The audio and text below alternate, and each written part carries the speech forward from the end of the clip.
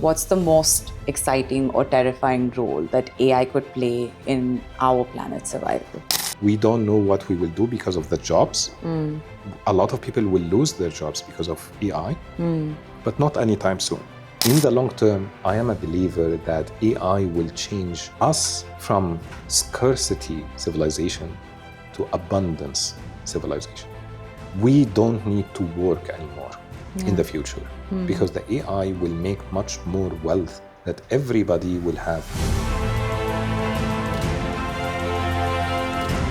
What skills or mindsets should we start building from now? I feel bad for young people because they are overwhelmed with everything and they have the fear of missing out of everything. Work on your critical thinking skills. That's the main thing. Some advertisements online, they are saying, I will teach you how to prompt the AI and they will give you a certificate after 3 months and they will take like $2,000. Go ask the AI, how should I prompt you? And it will answer for you fully. All what you need is the critical thinking aspect of how to ask the right question.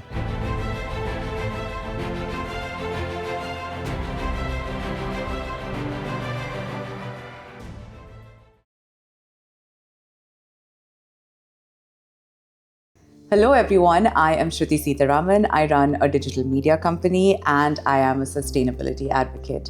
And today we're joined by Mr. Nader Torki, who is an AI strategy consultant, a keynote speaker, and a thought leader who bridges innovation, technology, all with human purpose. So most people don't even know what digital waste is. So let's start with, could you break it down for us and why does it matter? Yeah, so in the digital area, there's digital waste and e-waste. So let me start with the e-waste because it's easier for people to understand. So e-waste is when you have an old phone, old iPad, old laptop, and they are sitting there and they are not being recycled. And how to get rid of them, nobody knows. There is not an area, because when you see the recycling bin, you know, like glass, can, biodegradable food, what about the e-waste? So we didn't yet have a cycle in the supply chain that you need to give us back the devices, for example. You need to get rid of it in the right way. So that's the e-waste. The digital waste is another harmful thing for our environment, is the amount of websites available online that are not used. The amount of files available on your laptop and maybe the amount of applications that are available on your phone that are not used. These are consuming either power or data or a network or even bandwidth. These things are accumulating. The incremental part of it is getting more and more and more each year. So this digital waste is consuming power. And we need to get rid of that digital waste in a way or another. But we need to start giving the awareness. And thanks to you in this podcast, we are giving the awareness that if you have some accounts on some old websites, please go delete your account because this is also a security threat for you.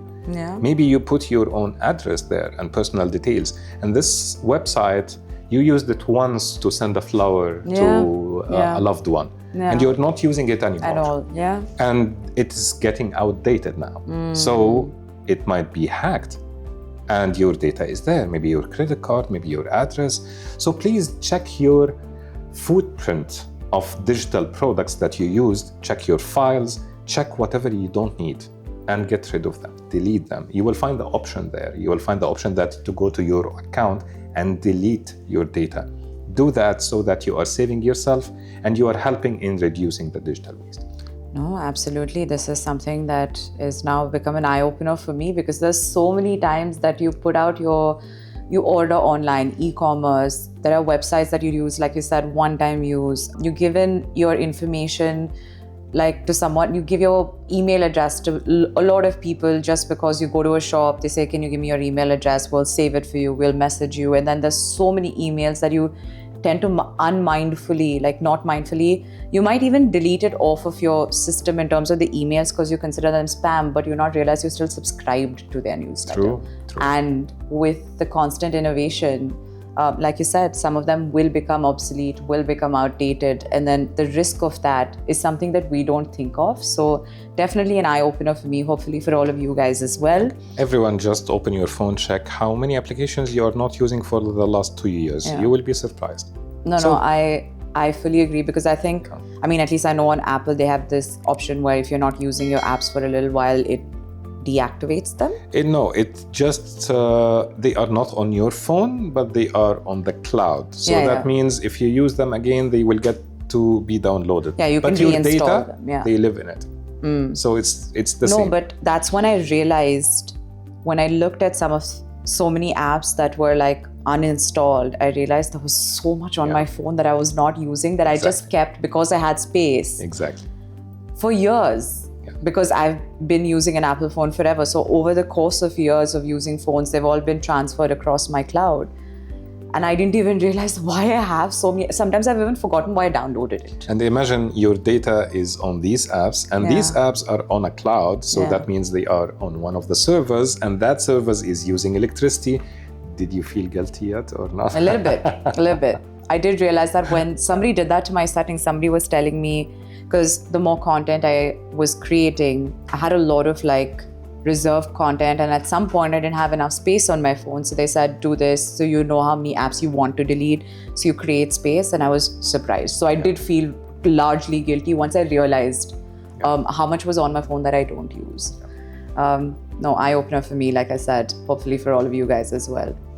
But now what I want to ask you is, can AI actually help design smarter circular supply chains? Ones that don't just recycle, but completely rethink and redirect the whole process? Yes, definitely. I believe that AI can do this, but the question here would be, would the companies willing to do that or not? So the capability is there. Like imagine if you are designing a product, and with the help of AI, you are designing the start of the product and the end of the product. This is what's missing now. So imagine if the end of the product means, give it back to me, and I will take it, and I will recycle 60% of it again in my new product. That would be amazing. Yeah. I would save a lot of earth materials. I would recycle most of my products. But tell me about one product now that you are using that the manufacturer are telling you, please give it back to me to recycle it. No. Apple. No, it's just like, it's an option. If you want, it's not mandatory. It's not mandatory. And if I don't do it, I will just use it as a second-hand one. But they are encouraging you to do this, but it's not within the design of the system. They don't want their old phones to be out there for whatever reason. That's fine. But all our products, they are not built to be repaired. Now, I remember when the smartphones, or let's say the mobile phones, they were the mainstream for the first time, used to detach the battery so that you can go replace it and put it back. Now you don't have this. If your battery is dead, most probably you need to change your phone. Because the battery itself costs a lot. By the way, the electric cars, without saying names, they cost, the battery itself, it costs 70 to 80% of the price of the car. So you get the car, you use it for about like 9-10 years, and then that's it. You cannot use it beyond that because the battery lifetime is done. What would you do? They didn't tell us, because they didn't tell us what's the end of the product. So the supply chain here is missing that part, because you need to buy a new car, brand new one, because if you just change the battery, that's 80% of the price, so it doesn't make sense. So the end of the life cycle, when it is clear, this will help the products be clearly replaceable, upgradable, repairable, and recyclable if we just in the supply chain manage to change one design element. AI can do that, but would the companies do that? I don't think so, because it's all about, again, greed. Business. No, if we have the time, let me tell you this story. I'm a storyteller. In ancient Greece, they had this myth about King Midas. Do you know about King Midas? Yes. Definitely. So King Midas was a mythical king that Dionysus, the god, He was the god of entertainment, the god of wine and festives. Let's say he is the fun kind of god. This is his job, to be fun. So King Midas did a favor for him. And so the god told him, I will grant you any wish that you want. He said, okay, great. I want anything that I touch would be gold. He told him, okay, your wish is granted.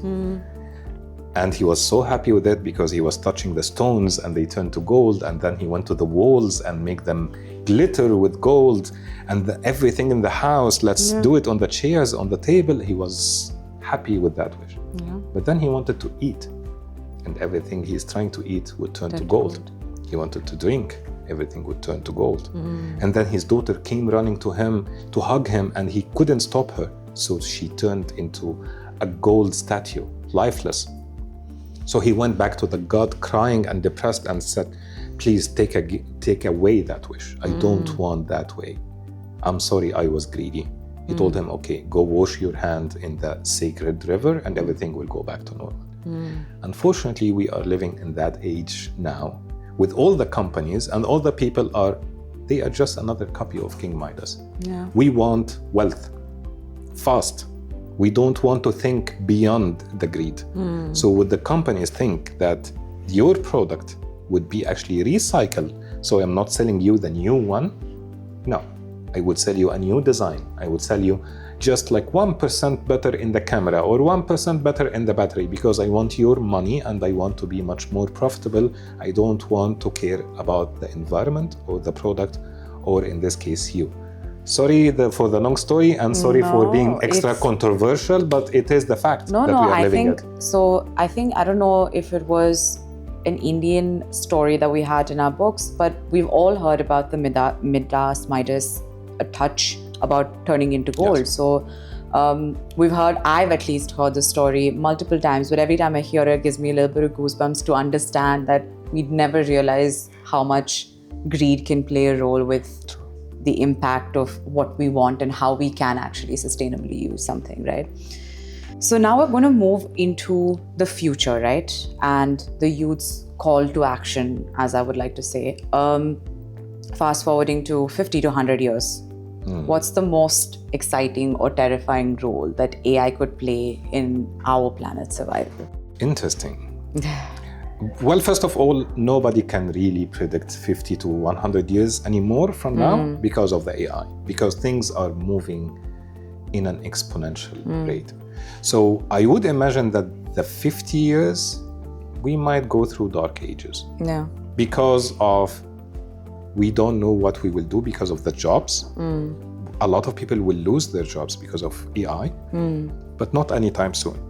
And then we will face a problem of much more companies and countries will make a lot of wealth.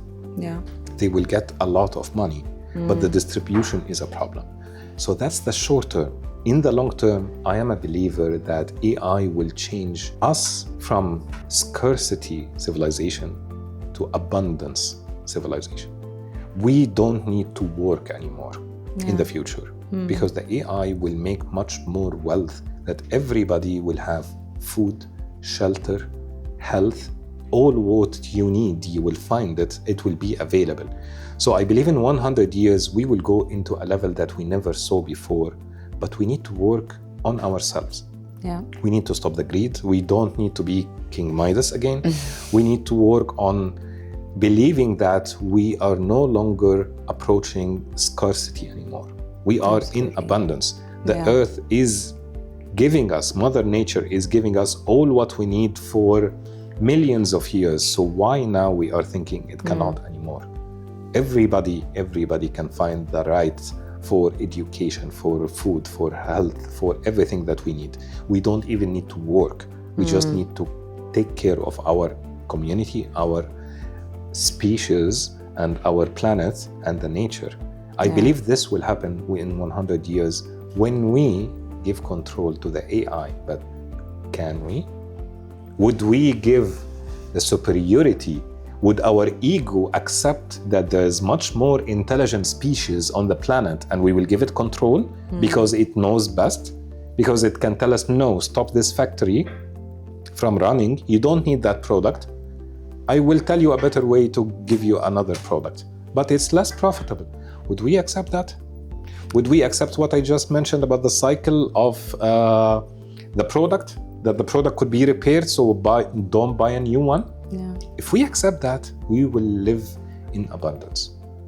Absolutely. And I think this is such a great question for all of you to maybe share your thoughts and comments or a subsequent discussion on. So feel free to put your thoughts in the comment. I think it's a very, very interesting question to think about, but to also actually answer, to know where we stand at right now. It is a difficult question, so please, I'm looking forward for the opinion. Yeah. Would our ego accept that we have much more powerful species made of silicon, made of metal, and these are the ones in control of our planet, of our lives? If we are living in abundance, I'm just asking. So I'm interested to know your opinions. Interesting. Okay. And now, do you think AI will ever have the full power to manage ecosystems, like shutting off emissions in real time? Is that dangerous or necessary? Currently, I would believe it's better not to give control to AI 100%, because it's not there yet. It's not that intelligent yet. It's just like, let's say, it is a baby or it is a small toddler or a kid. Okay. So, but with huge intelligence. But it doesn't have the reasoning that we do. So giving it full automation is not recommended. Right. We should give it semi-full automation with human factor, taking care that everything is in control. But it can do much better job than us in the small things related to the sensors, to the emissions, and give us the alarms so that we can take actions. It can do much, much better job than us. But the full automation, I'm not recommending it now. I'm actually against it fully. So, but this might happen maybe in 20 years or something. But for now, let's put the human in the loop. Okay, the next 50 to 100 years. It's good to know, right? And also now, for the young listeners who want to join the space, what skills or mindsets should we start building from now? Yeah, I feel bad for young people because they are overwhelmed with everything and they have the fear of missing out of everything. Please calm down, don't get overwhelmed. Work on your critical thinking skills. That's the main thing. You know, some advertisements online, they are saying, I will teach you how to prompt the AI and they will give you a certificate after 3 months and they will take like $2,000. You know what? Go ask the AI, how should I prompt you? And it will answer for you fully. All what you need is the critical thinking aspect of how to ask the right question. That's critical thinking. That's not prompt engineering. And you don't need a certificate for it. And you don't need to buy a course for it. And you don't need to spend weeks or months asking. Just work on your critical thinking. And that's it. Be much more detailed. And another thing, which is the emotional intelligence, you need to understand how to communicate with other people and how to understand them in better ways. This will help you in your career, in your community, with your family, with your loved ones, with your friends, with everything. Emotional intelligence and critical thinking are the basis if you want to learn anything in the future, because they will get you to be curious. Yeah. The future is not about technical skills anymore. You don't need to be technically the best. You will just ask the AI and it will give you step-by-step instructions. If today you want to build an application, you don't need to know anything about coding. Just ask the AI. But if you are accurate in your instructions, it will be accurate in their steps. So again, work on the soft skills. Don't be overwhelmed with which AI tool you will learn, because you will learn a wonderful tool. It will change in the next month. And everything will change about the user interface, about the usage of the tool, about the features of the tool. So don't be overwhelmed. Just work on yourself, on your self-awareness, on your compassion, on your emotional intelligence, on your critical thinking, and then you will do amazing things in life.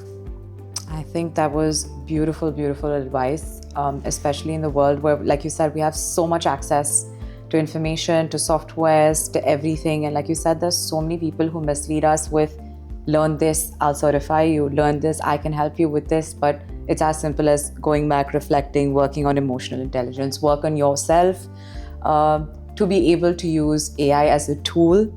Like you said, maybe not 100% take over, but you can do it. You can start. You are enough. Work on yourself. And I think that's the great takeaway. So thank you, Mr. Nader, for joining us today. Thank you. I loved it. Thank you for inviting me. You shared beautiful, thoughtful stories, inspiration, so much to learn for everyone else. Sent me some eye-openers, hopefully all of you guys as well. And you've allowed us, I think, a little bit to rethink how AI can actually work with the planet and help save the planet. So that's your call to action, to start making greener choices. And if you were inspired by this episode, don't forget to like, share, subscribe, even tag us, comment for further discussion. And we will see you in the next one.